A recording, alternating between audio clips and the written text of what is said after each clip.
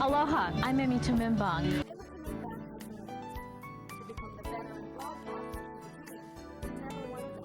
I was supposed to be a teacher.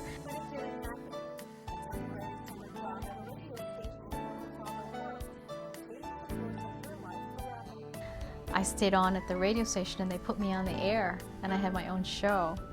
And then I became the program director in 2 years.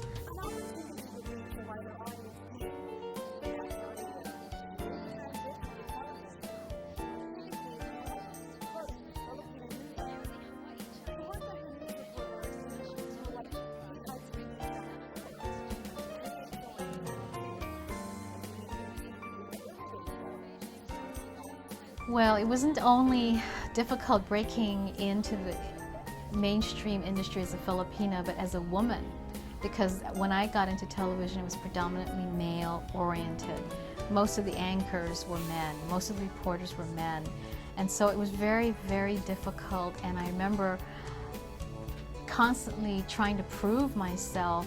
So I was not only thrown into a time period where it was predominantly men, predominantly non-Asian, but also at a time when women were not accepted in pay levels as equal to men.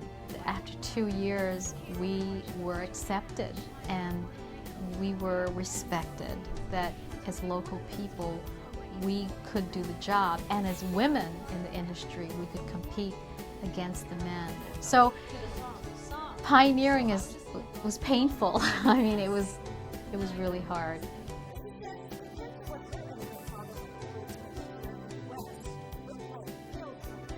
When I think of him coming to work in the plantations, to a country, to a place that was so alien to him, and to step off the boat and decide exactly what he wanted to do and work hard, from labor to finally going into television, and he ended up in sales and even ran into politics. You know, he was a politician, never won, but the fact that he did all that said, how can I be limited and be aggressive or assertive when my dad did that with hardly any English speaking ability?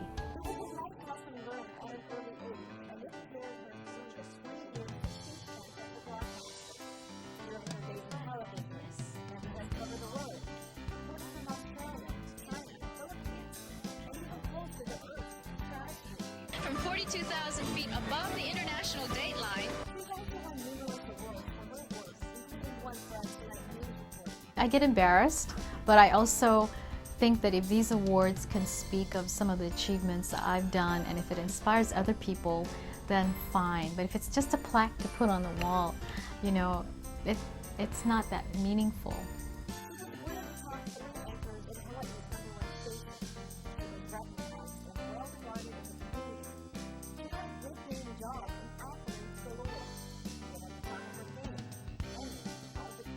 And everyone thought I was crazy. But when something inside you starts to stir, that you're not happy and yet there's something more you need to do, and I just made a decision. Hi, I'm Emme Tamimbang. Welcome to Island Moments.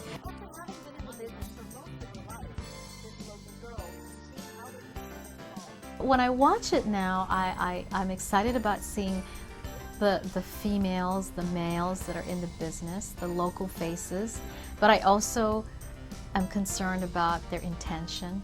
You know, like, are they there because they're really trying to be a communicating source, or are they there because they just want the fame and the glory and the glamour of it? So I'm hoping that the integrity of the profession continues, and that, you know, it's not abused, misused, and that people will have the kind of respect for it that it did when we were there.